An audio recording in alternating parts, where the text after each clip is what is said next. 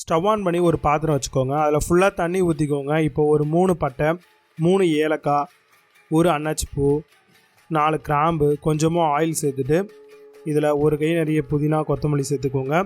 இதை தேவையான அளவுக்கு சால்ட்டும் சேர்த்துட்டு நல்லா கொதிக்க விடுங்க. நல்லா கொதித்த உடனே இப்போ நம்ம ஊற வச்சுருந்த பாஸ்மதி ரைஸ் வந்து இதில் சேர்த்துக்கலாம்.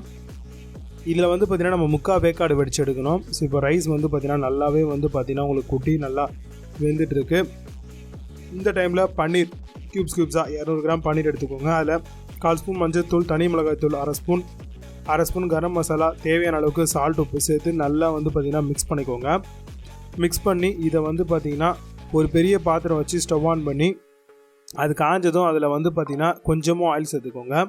ஆயில் சேர்த்ததும் இதில் வந்து பார்த்திங்க அப்படின்னா நம்ம ஆனியனை வந்து ஃப்ரை பண்ணி போடணும் ஹைதராபாடி பிரியாணிக்கு. ஸோ அப்போ அந்த வெங்காயம் வந்து பார்த்திங்கன்னா ஒரு 1/4 கிலோ வெங்காயத்தை வந்து நல்லா நீட்டு வாக்கில் அரிஞ்சு அதை வந்து ஃப்ரை பண்ணி எடுத்து வச்சுக்கோங்க.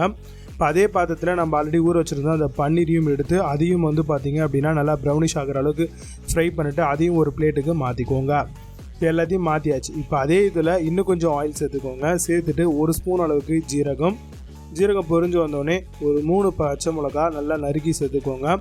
ஒரு கை நிறைய வெங்காயம் நீட்டு வாக்கில் அரிஞ்சு அதையும் சேர்த்து நல்லா வதக்குங்க. இதெல்லாம் நல்லா வதங்கிட்டு இருக்கும் பொழுது இதில் வந்து பார்த்திங்க அப்படின்னா நம்ம தேவையான சில ஐட்டம்ஸ் வந்து போட வேண்டிய டைம் வந்துருச்சு. என்னென்னு பார்த்தீங்கன்னா இஞ்சி பூண்டு பேஸ்ட் வந்து ஒரு 2 ஸ்பூன் அளவுக்கு சேர்த்துக்கோங்க. சேர்த்துட்டு நல்லா வந்து பார்த்திங்கன்னா சேட்டை பண்ணி விடுங்க. இப்போ எல்லாமே நல்லா உங்களுக்கு ப்ரௌனிஷ் கலரில் வரணும். இந்த டைமில் நம்ம மசாலா சேர்த்துடலாம். அதுக்கு முன்னாடி தக்காளி வந்து ஒரு 2லேருந்து 3 தக்காளி அரைச்சி சேர்த்துக்கலாம். இது நல்ல ஒரு திக்னஸாகவும் நல்ல வந்து ஒரு ஃப்ளேவரையும் கொடுக்கும். நல்ல ஒரு கிரேவி ஃபார்முக்கு க்ரியேட் பண்ணோம். இப்போது மசாலா 1/2 ஸ்பூன் அளவுக்கு தனி மிளகாய் தூள், 1 ஸ்பூன் அளவுக்கு தனியாத்தூள், 1 ஸ்பூன் அளவுக்கு பிரியாணி மசாலா 1.5 ஸ்பூன் அளவு கூட சேர்த்துக்கோங்க. இப்போ நம்ம வச்சுருக்கக்கூடிய அந்த பன்னீர் ஃப்ரை பண்ணி வச்சுருந்தோம் இல்லையா, அதையும் வந்து கிரேவிலேயே போட்டு நல்லா வந்து பார்த்திங்கன்னா மிக்ஸ் பண்ணி விடுங்க. இப்போ ஒரு 1/2லேருந்து 1 எலுமிச்சம்பழம் ரைஸுக்கு ஏற்ற மாதிரி சேர்த்துக்கோங்க. கர்டு வந்து பார்த்திங்கன்னா 1 கப் அளவுக்கு சேர்த்துக்கோங்க.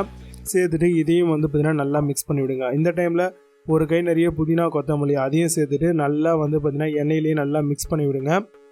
இப்போ ரைஸ் வந்து நல்லா வடித்து எடுத்துட்டோம். இதை வந்து ஃபஸ்ட்டு ஒரு லேயராக மேலே ஃபுல்லாக போட்டுக்கோங்க. கிரேவி மேலேயே போட்டுட்டு ஃப்ரைடு ஆனியன்ஸு, கொத்தமல்லி, புதினா இதையும் சேர்த்துட்டு நல்லா வந்து பார்த்திங்க அப்படின்னா இன்னொரு லேயர் ஆஃப் ரைஸை போட்டுட்டு அது மேலேயும் ஆனியனு அதே மாதிரி கொத்தமல்லி, புதினா சேர்த்துட்டு இப்போ ஒரு பெரிய தட்டு வச்சு முடிக்கோங்க. மேலே ஏதாவது டம்முக்காக ஏதாவது ஒரு பாத்திரத்தை வச்சுக்கோங்க. இப்போ ஸ்லோவாக வச்சு மீடியம் இல்லைனா ரொம்பவே லைட்டாக இருக்கக்கூடிய ஃப்ளேமில் வச்சு நம்ம பிரியாணி ரெடி பண்ணி ஓப்பன் பண்ணோம். ஒரு 10லேருந்து 15 நிமிஷம் வச்சு அப்படின்னா நம்மளுக்கு சூப்பரான ஹைதராபாடி ஸ்டைலில் வரக்கூடிய பிரியாணி ரெடி. ட்ரை பண்ணுங்கள்.